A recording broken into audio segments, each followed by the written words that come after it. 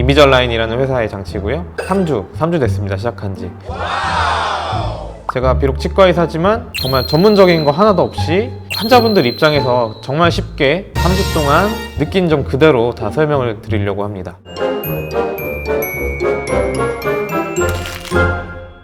안녕하세요. 쉽디 쉬운 치과 이야기 치과의사 김민수입니다.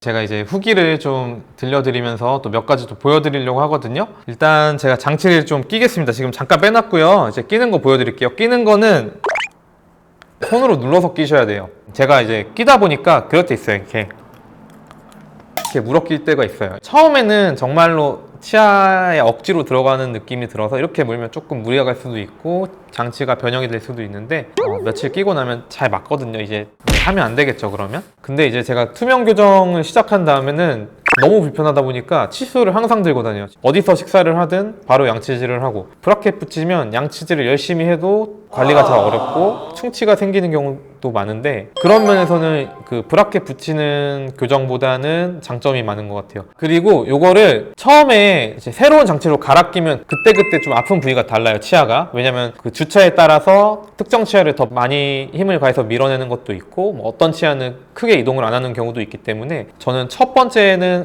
어금니가 너무 아파서 한 2, 3일 정도는 못 씹었어요. 두 번째는 여기 송곳니, 그 3주 차에는 이 앞니 아플 때마다 좀 걱정을 했거든요. 신경치료를 해야 되나 막 이런 생각도 했는데 3일 정도 지나니까 다시 좋아졌고요. 그래서 이제 앞으로는 걱정을 안 할 것 같아요.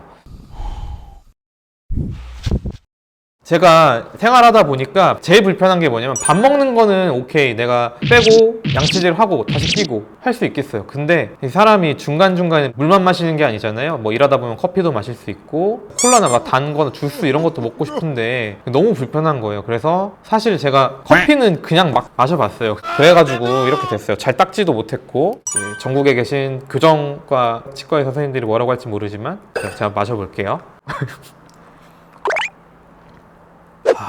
네, 너무 맛있어요. 이런 음료수를 마시면 교정장치랑 치아 사이에 들어가요. 물로 헹궈도 사실은 남아있을 수밖에 없어요. 그냥 희석시키는 거라서 완전하게 헹궈내려면 무조건 빼야 돼요, 한번. 교정장치를 씻어내고 입도 한번 헹구고, 이 작업을 항상 해야 되는데 되게 귀찮아요. 그래서 첫 번째 주차에는 장치가 좀 노래졌는데 그거는 잘 안 헹궜어요. 두 번째 주차부터는 커피를 마셔도 몇 시간 뒤에라도 깨끗하게 또 닦아주고, 하루에 한 3번씩은 닦아주니까 양치할 때마다 장치도 깨끗하게 유지가 됐고요. 뜨거운 건 안 돼요. 플라스틱이니까 약간 변형될 위험이 있어서 뜨거운 건 한 번도 먹어본 적이 없고, 저는 얼죽아라서 콜라 한번 해볼게요. 콜라. 일단 요거를 제가 마셔볼게요. 사실 전 탄산음료는 안 마셔봤어요, 한 번도. 교정장치 하고 나서. 제가 여러분들을 위해서 오늘 한번 마셔볼게요. 근데 마시면 안 돼요. 여러분 절대 따라 하시면 안 돼요. 왜냐면 콜라 이게 안 좋다고 다 알잖아요. 이거 끼고 콜라 마시면 진짜 이게 다 썩을 거예요. 네.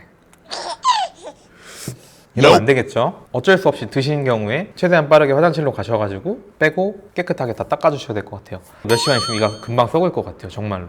빼볼게요. 당장 보기엔 괜찮습니다. 이렇게 막 노래져 있지도 않고. 그렇지만 이 안쪽에 당과 산이 있는 성분을 이렇게 넣고 제가 끼고 있는 거예요. 그럼 당연히 치아를 막 녹여내겠죠? 당이 많이 들어간, 아니면 산도가 좀 있는 음료수들은 안 되고요. 낀 채로 와인이나 맥주 먹고 바로 주무셨다, 절대 안 돼요. 잠자는 동안에 치아가 다 상할 수 있어요.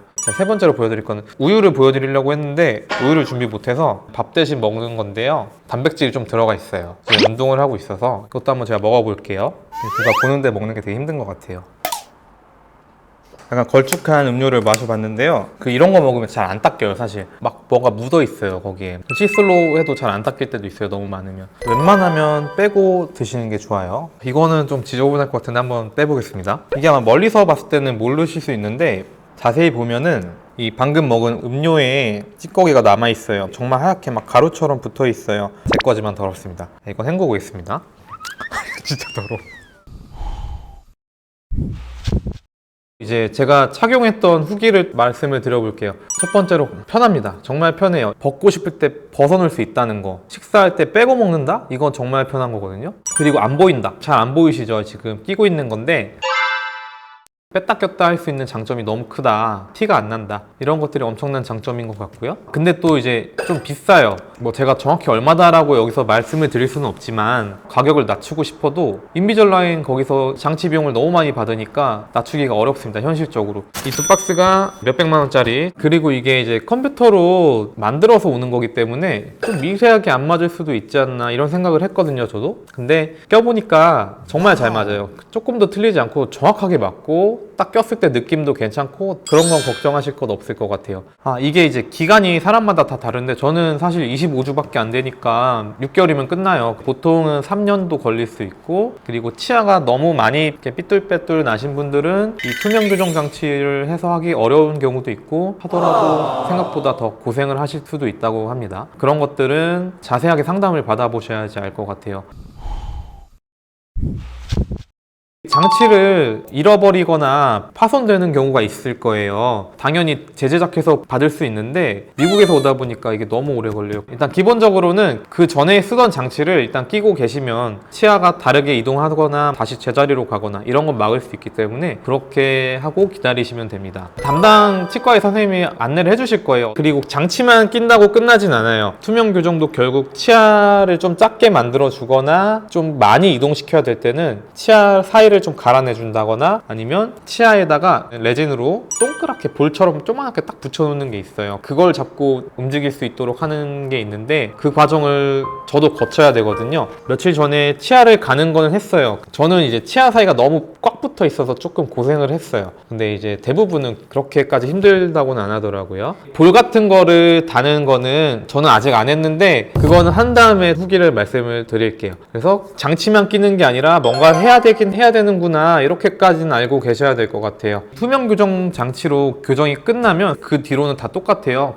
뒤쪽에다 철사 붙여 놓는 거, 고정식 유지장치를 꼭 붙이셔야 되고요. 그 다음에 뺐다 꼈다 하는 유지장치도 6개월, 1년, 2년 이런 식으로 하셔야 될 거예요. 열심히 착용하시면은 이제 계획대로 쭉 흘러가겠지만 중간에 장치를 빼놓고 막 몇 달 동안 계시다 보면은 치아가 막 예상치 못한 방향으로 움직여 있을 수 있어요. 그렇게 방치를 하시다가 다시 시작을 한다. 그러면은 사실 기존에 있던 장치는 다 못 쓰게 되는 거거든요. 그런 경우에는 사실 인비절라인 회사에서 처음에 했던 스캔 과정을 거치면 다시 제작을 해줍니다. 물론 추가 비용이 조금 나오실 수도 있어요. 그런 것들은 처음에 상담하실 때 문의를 해놓고 설명을 먼저 듣고 나서 진행을 하시는 게 좋을 것 같아요. 잃어버려도 그렇고 중간에 하다 말아도 그렇고 가격도 많이 비싸기 때문에 일단 시작을 하시면 열심히 꾸준하게 착용을 하셔가지고 치료를 마무리 짓는 게 제일 좋으실 것 같아요.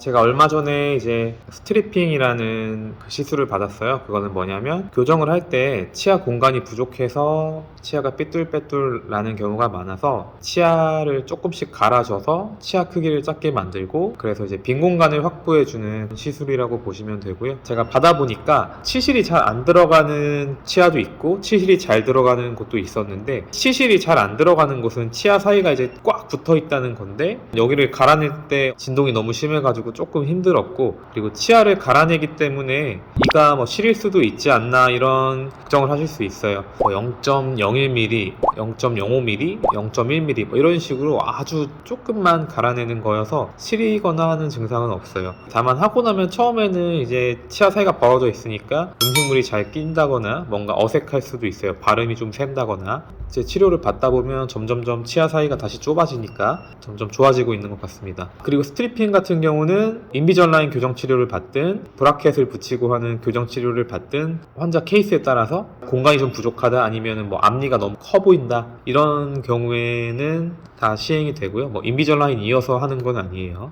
투명 교정 장치만으로는 치아를 이제 힘을 많이 줘서 움직이는데 한계가 좀 있어요. 그래가지고 치아에다가 레진으로 이렇게 동그랗게 이렇게 뭘 붙여놓고 그 상태에서 장치를 껴가지고 치아가 힘을 더 많이 받아서 더 많이 움직일 수 있도록 그렇게 하는 방법을 이제 인비절라인 측에서 개발을 해서 이제 적용을 하고 있는 것 같고요. 제가 처음 영상을 찍을 때는 장치 뺐다 꼈다 하는 게 너무 편하고 너무 좋다 이렇게 설명을 드렸었는데, 제가 어태치먼트를 하고 나니까 조금은 힘든 점이 있었어요. 밥을 먹으려고 빼려고 하는데 빼기가 너무 힘든 거예요. 저 혼자 못 빼고 다른 원장님한테 빼달라고 했어요. 뺄 때도 막 이가 뽑히는 것처럼 너무 아팠어요. 이제 뭐 일주일 일주일 지나고 나니까 그래도 이제 뺐다 꼈다 하는 것도 좀 수월해지고 요령도 좀 생기고요. 뭘 마시고 싶다. 마시려면 뭘 빼야 되니까 일단 약간 자제하게 되고 살 빠지는 효과는 있지 않을까 이렇게 생각이 들어요.